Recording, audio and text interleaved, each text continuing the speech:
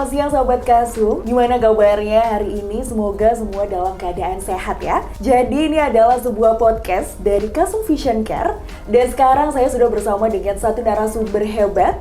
Ini adalah perempuan hebat yang merupakan seorang optometris di Kasum Vision Care. Sekarang kita sapa dan kita panggil dulu. Ini dia, Bu Lia. Halo, selamat siang Bu Lia. Halo, selamat siang.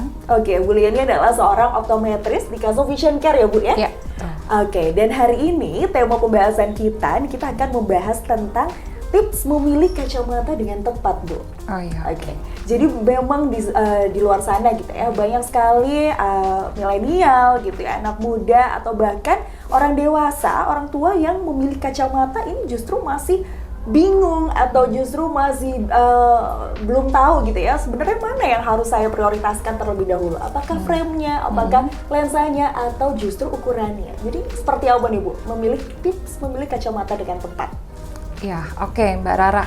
Jadi sebenarnya balik dulu ke tujuan penggunaan kacamata untuk apa gitu ya. Kita pakai kacamata kan tujuannya itu pertama untuk mengoreksi gangguan penglihatan ya. Tapi ada juga orang yang memang menggunakan kacamata tujuannya hanya untuk fashion. Kalau saran dari saya, sebelum memutuskan menggunakan kacamata, kita harus memastikan dulu apakah penglihatan kita bermasalah atau enggak. Gitu. Jadi baiknya prosesnya yang dilakukan adalah melakukan pemeriksaan mata terlebih dahulu gitu ya, baru pilih produk gitu. Karena kalau pilih produk duluan nanti kita nggak tahu kacamatanya jadi dipakai tuh nyaman atau enggak gitu. Tapi kalau dari awal kita udah tahu ada gangguan penglihatannya, kemudian kita sudah melakukan koreksi, baru kita melanjutkan memilih produk seperti itu sih. Jadi yang pertama justru adalah ukurannya dulu. Betul, ya Bu ya. memastikan dulu ukuran, kemudian lensa, baru frame. Iya, biasanya gitu karena pemilihan lensa itu berkaitan dengan ukuran yang didapat, gitu ya. Jadi kalau misalnya nanti ukurannya ternyata tinggi gitu ya, berarti kan desain lensanya harus ditentukan. Karena kalau misalnya pilih frame duluan, biasanya nih frame-nya udah suka, ternyata lensanya nggak bisa support ke situ, jadi 2 kali gitu. Bagusnya sih alurnya gitu, periksa dulu, setelah didapatkan hasil pemeriksaan, lensanya dipilih, desainnya seperti apa, baru kita pilih frame. Namun ketika kita memilih kacamata yang ternyata ini nggak sesuai dengan ukurannya gitu, atau mungkin kita asal memilih atau asal membeli, itu ada dampaknya nggak Bu ke depannya? Kalau ukurannya nggak sesuai dengan betul. mata, ya pasti ya. Karena salah satu syarat kacamata itu digunakan ya, baik digunakan itu adalah akurasi yang baik dari ukuran. Jadi memang harus akurat dulu ukurannya. Kalau ukurannya salah, efeknya bisa kemana-mana. Pertama pasti penglihatannya jadi nggak optimal gitu ya. Kemudian ada dampak lain, nanti kacamatanya dipakai bisa pusing. Bahkan dalam beberapa penelitian, kacamata yang salah ukurannya, baik entah ketinggian atau kurang, itu justru memperburuk penglihatan yang sudah ada. Jadi misal minusnya sekian, nanti bisa jadi bertambah. Iya, malah bisa naik gitu. Nah, kemudian saya pernah dengar ya Bu Lia, ini adalah tentang mata lelah atau mata capek. Ini katanya bisa disembuhkan atau bisa diantisipasi dengan kacamata radiasi. Ini seperti apa? Memang benarkah Bu atau bagaimana nih? Kacamata radiasi, ya. Jadi sebenarnya radiasi itu kan ditimbulkan kalau untuk saat ini ya, orang biasanya kan penggunaan gadget itu kan lumayan tinggi ya. Apakah radiasi bisa menimbulkan lelah atau terpapar sinar radiasi, baik itu ultraviolet atau atau blue, sinar biru, itu kalau memang terpapar terlalu lama bisa menimbulkan kelelahan, gitu ya. Tapi untuk efek yang lebih serius sebenarnya nggak ada sih, karena semua perangkat gadget sekarang tuh kan sudah ada anti radiasinya, pasti sudah ada proteksinya gitu. Jadi yang menyebabkan kelelahan itu biasanya karena penggunaan gadgetnya terlalu lama, nggak dibatasi, sehingga mata tegang, kemudian air mata berkurang, gitu yang menyebabkan kelelahan. Kalau kacamata radiasi bisa meminimalisir itu sih, karena saya sendiri juga pakai gitu ya, memang secara langsung gitu, kalau kita menggunakan kacamata radiasi rasanya tuh memang lebih nyaman karena apa namanya, kacamata radiasi itu menangkal sinar yang berlebihan gitu ya dari gadget yang kita gunakan. Seperti itu. Sebenarnya fungsinya memang lebih untuk menangkal saja, Bu ya? Ya, untuk lebih nyaman aja digunakannya supaya pengaturan cahaya kan kadang-kadang orang pakai gadget cahayanya nggak diatur tuh ya, terlalu terang, kemudian kita makainya juga nggak terkontrol, kadang berjam-jam gitu. Nah, kacamata radiasi ini membuat layar tuh lebih soft gitu, jadi lebih enak gitu ya kita makainya lebih seperti itu. Tapi untuk mengurangi kelelahannya sendiri, cara terbaiknya adalah mengatur jarak gitu, kemudian mengatur waktu kita menggunakan gadget supaya nggak terlalu terus-menerus diforsir ya, gitu ya. Memang harus menerapkan istirahat setiap 20 iya, betul, ya, 20-20-20 ya, semua orang semua udah paham. Oke, nah kemudian Bu Lia, misalnya ada seseorang yang ada minus gitu ya, atau ada silinder mungkin, ini apakah memang harus dipakai kacamatanya secara terus-menerus, atau justru boleh kacamatanya ini dipakai jarang-jarang gitu, atau mungkin ketika mau bekerja aja gitu nanti, tapi sehari-harinya lepas kacamata ini, ada nggak Bu dampaknya ketika tidak dipakai secara terus-menerus?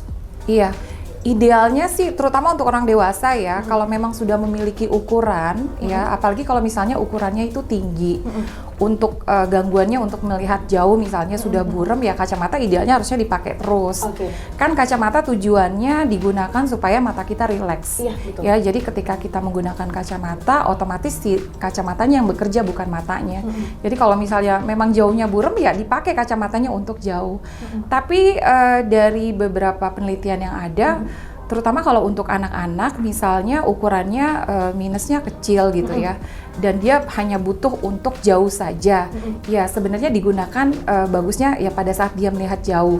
Tapi pada saat melihat dekat gitu ya, karena anak kecil kan akomodasinya masih kuat matanya, jadi ya nggak perlu dipakai gitu. Karena dari beberapa penelitian yang saya baca, penggunaan kacamata terus-menerus pada seorang anak yang sebenarnya ukurannya tidak terlalu signifikan justru akan menambah minus pada si anak gitu ya. Jadi tergantung kebutuhannya sih sebenarnya Mbak gitu. Tapi ketika justru memang sudah membutuhkan gitu, tapi mungkin anak ini atau seseorang ini masih denial nih Bu Lia, masih belum mau pakai kacamata, nanti juga katanya kalau misalnya nggak pakai kacamata bisa turun sendiri kok. Ini bener nggak sih Bu? Banyak mitos sih sebenarnya ya. Iya, betul. Jadi sekali lagi kembali ke fungsi kacamata ya. Kacamata itu fungsinya mengkoreksi gangguan penglihatan yang dialami seseorang gitu ya. Jadi kenapa kita pakai kacamata? Supaya kita pada saat melihat mata kita nggak bekerja gitu ya. Jadi dikoreksi dengan kacamata. Kalau kacamatanya nggak dipakai ya artinya kita membiasakan diri melihat dengan kondisi yang nggak normal gitu ya. Yang udahlah buram gitu kan ya, biasa buram ya udah akhirnya akan buram selamanya gitu. Jadi sebenarnya ya harusnya sih kalau memang sudah membutuhkan kacamata ya kacamatanya digunakan sebagai alat bantu penglihatan. Ini ada satu keluhan Bu Lia, katanya beberapa orang ini merasakan ketika menggunakan kacamata baru gitu ya, baru misalnya nih di usia pertengahan 20 gitu, dia baru mengetahui bahwa ada minus, terus kemudian pakai kacamata, ini suka pusing, kemudian suka berat di tengah gitu. Ini apakah yang salah justru dari kacamatanya, dia tidak bisa beradaptasi, atau justru ada ukurannya Bu? Di mana salahnya? Jadi ketidaknyamanan penggunaan kacamata itu banyak faktornya, Mbak ya, banyak faktor. Pertama mungkin dari sisi ukuran.